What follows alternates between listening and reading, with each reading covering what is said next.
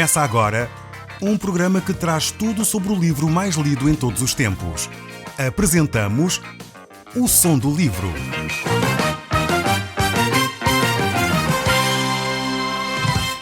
Seja muito bem-vindo. Neste podcast vai encontrar o livro mais conhecido e lido em todo o mundo. Vamos levá-lo numa viagem pela história da humanidade. Este é um audiolivro para si, para a sua família e sociedade em geral. Contextualização e comentários de Paulo Chaveiro. Eu sou Paulo Chaveiro e nós hoje estamos a estudar a epístola que o apóstolo Paulo escreveu aos Filipenses. Nós estamos a olhar para o verso 2 e 3 deste capítulo 4 e o apóstolo Paulo ali procura resolver um problema que existia na igreja em Filipos. Mas nós vamos hoje ler a partir do verso 4. Ele diz assim, este capítulo 4, verso 4 do livro de Filipenses: Alegrai-vos sempre no Senhor, outra vez vos digo, alegrai-vos. Aqui está uma ordem extremamente interessante.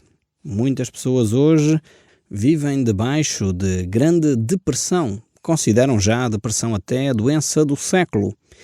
E a razão principal é que as pessoas começam a olhar para a vida de uma forma negra, de uma forma bastante pessimista, mas o mandamento de Deus, através do apóstolo Paulo aqui, é mesmo a meio das tribulações, a meio das dificuldades, alegrai-vos sempre. Mas em quê? Quando? Como? Alegrai-vos sempre no Senhor. Vejamos bem que aqui o ênfase não é só na alegria, não há alegria temporária.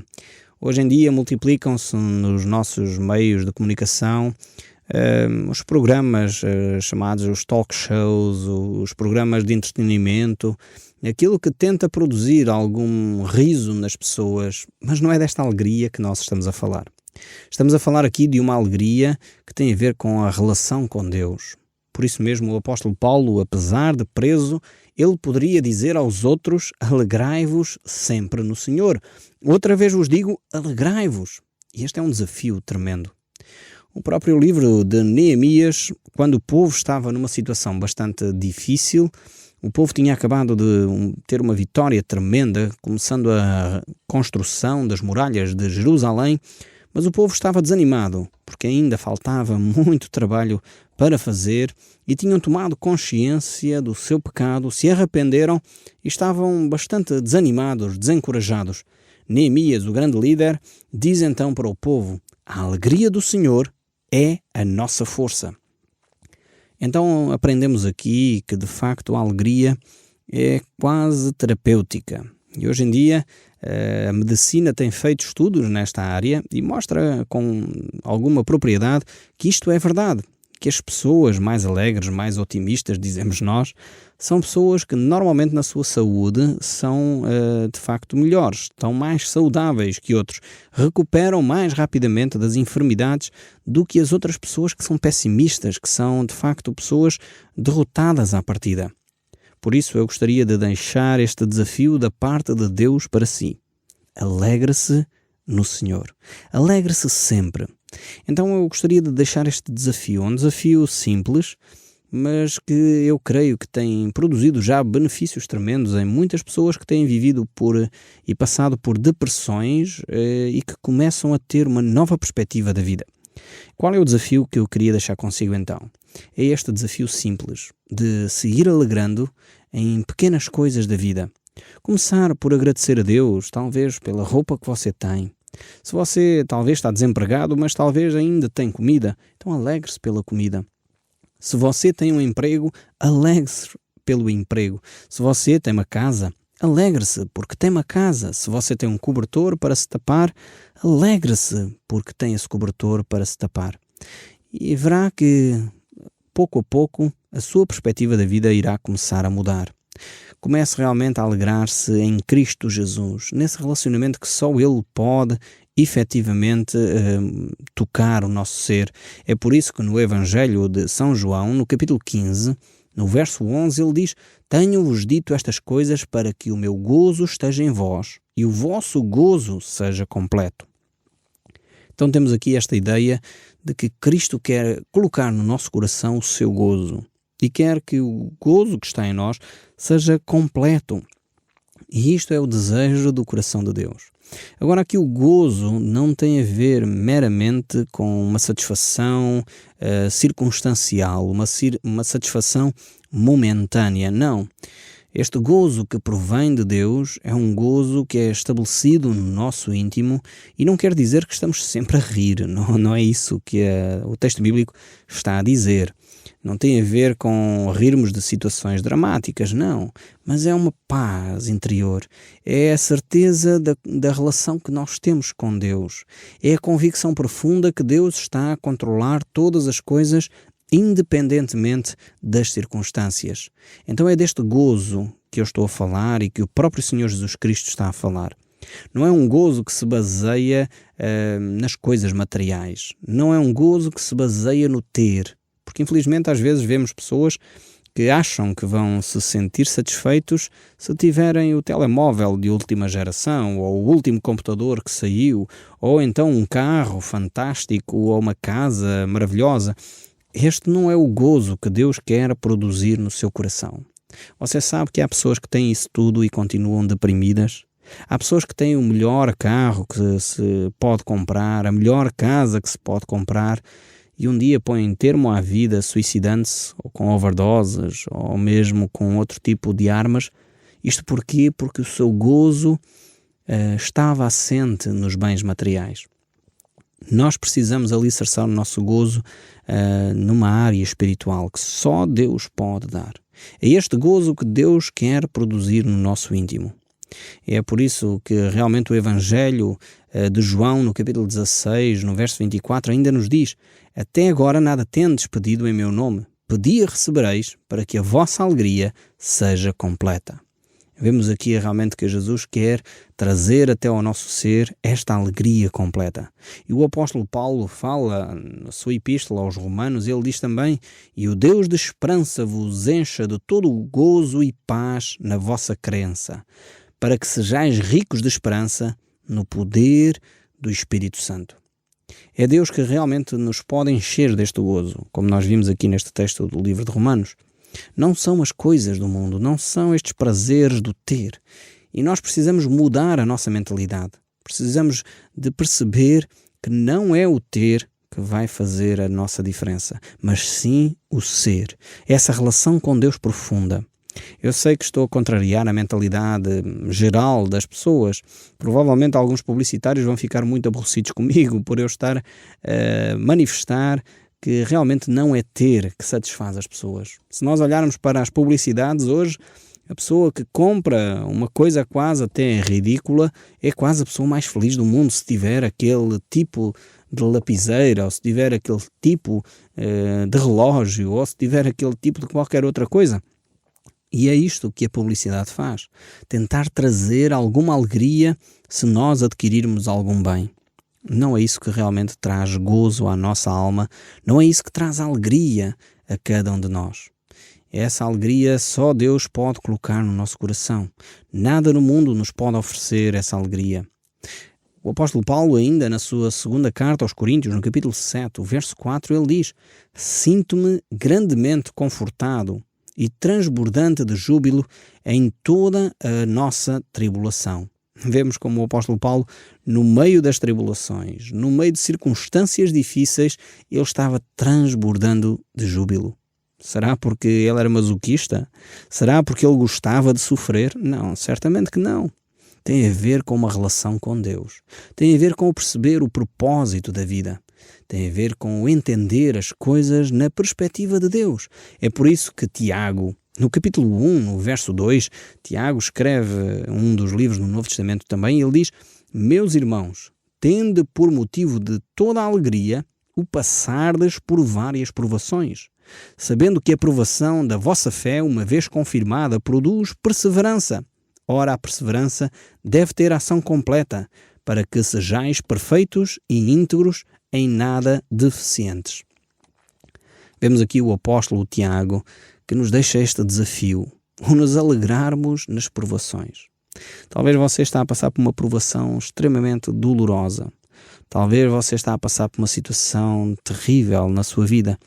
Eu gostaria de o desafiar a olhar para essa provação, dizendo: Senhor, completa-me o gozo dentro de mim.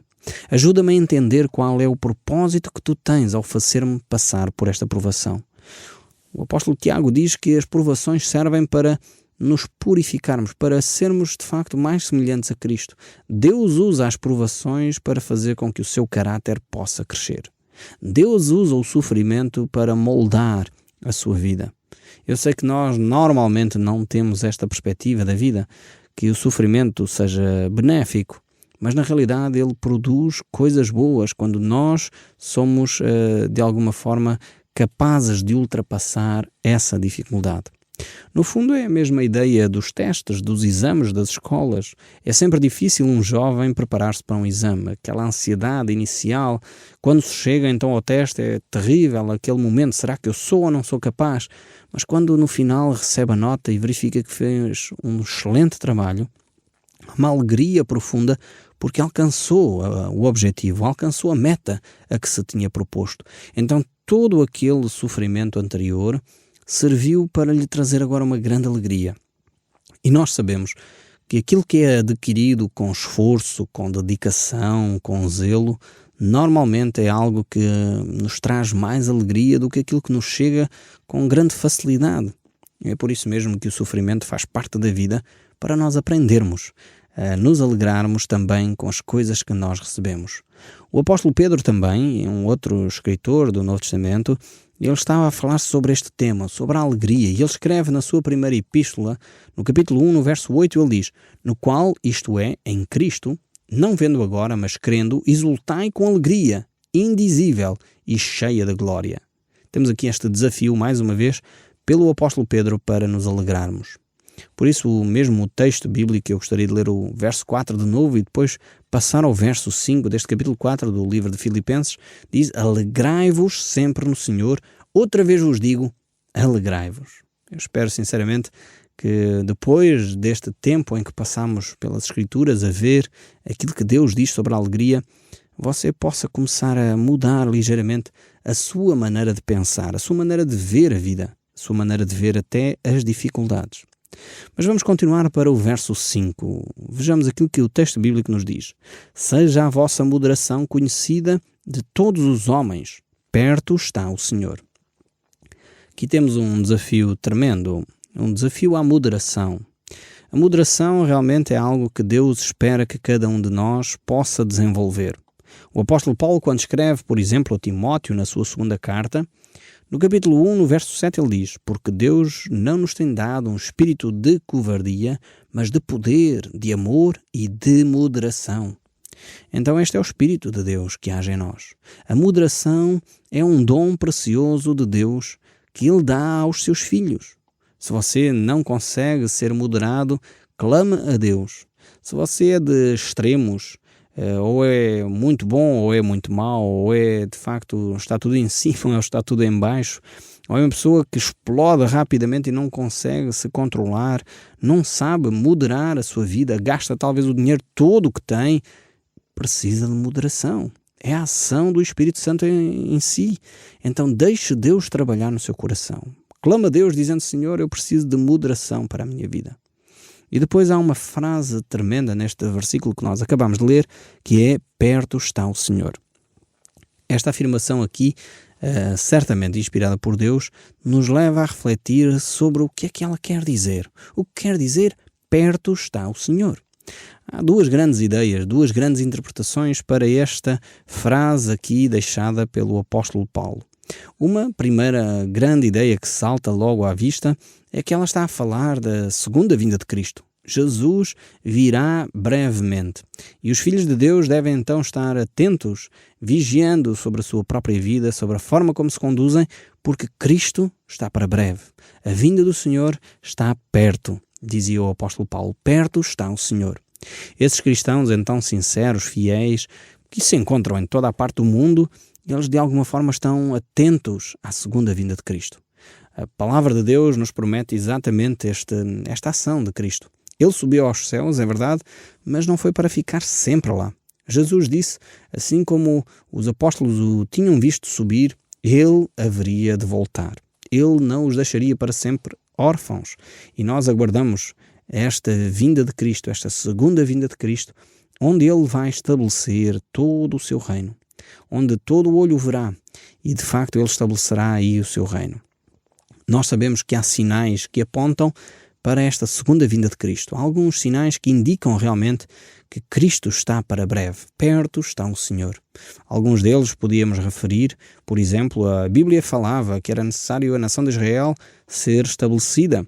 E depois do ano 70, depois da destruição de Jerusalém, o povo de Israel foi espalhado por todo o mundo.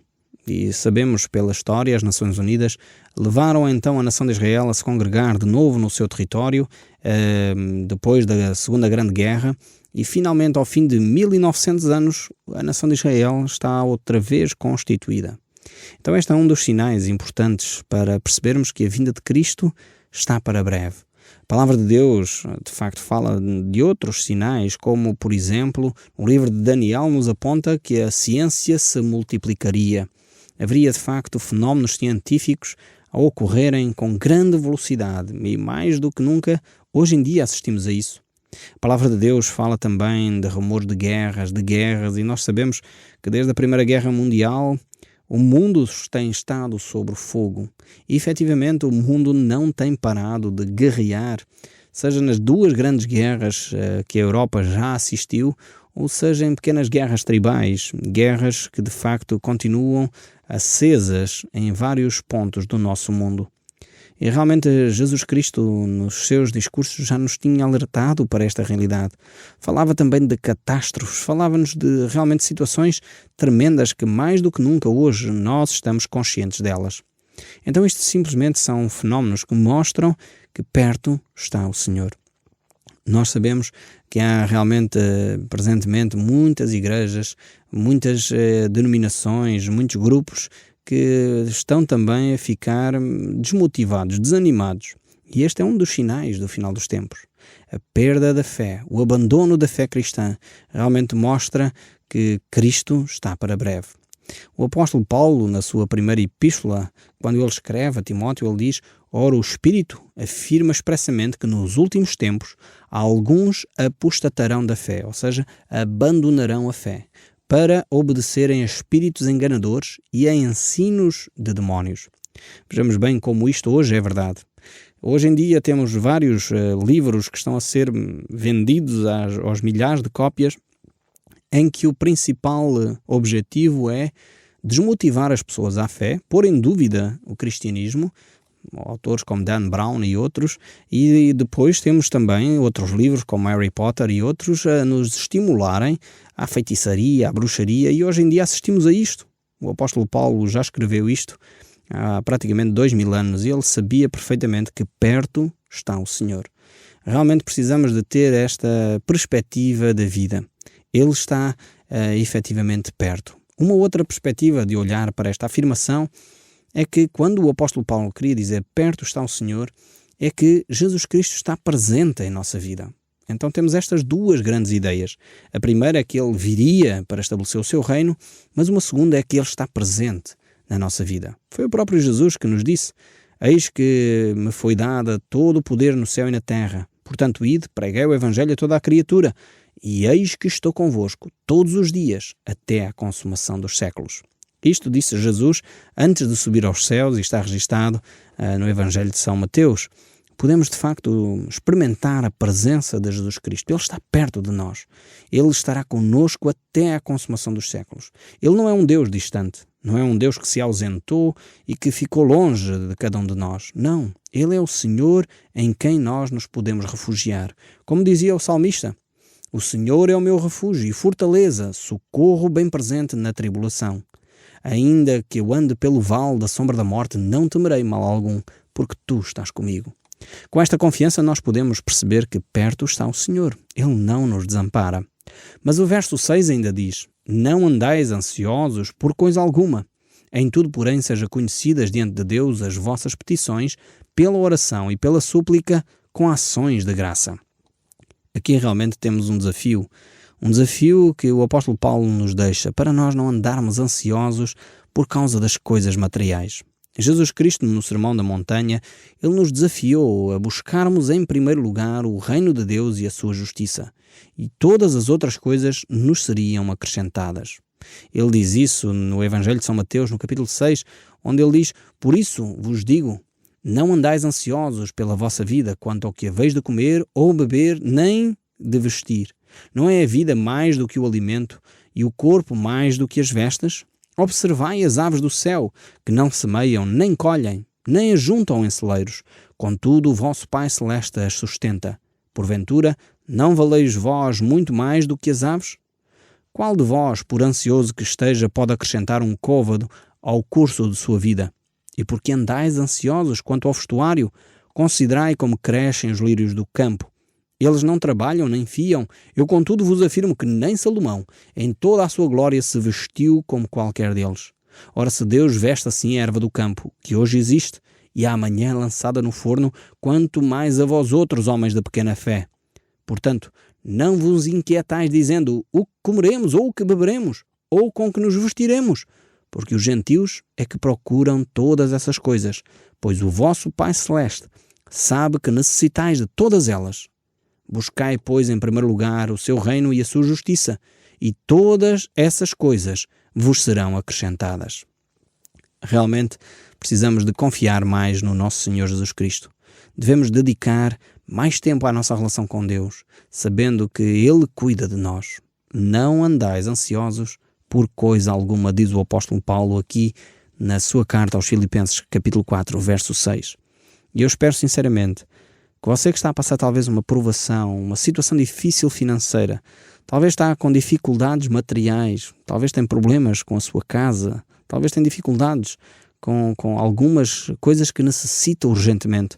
Eu gostaria que você tomasse este desafio que Deus lhe lança aqui. O Som do Livro, uma produção da Rádio Transmundial de Portugal.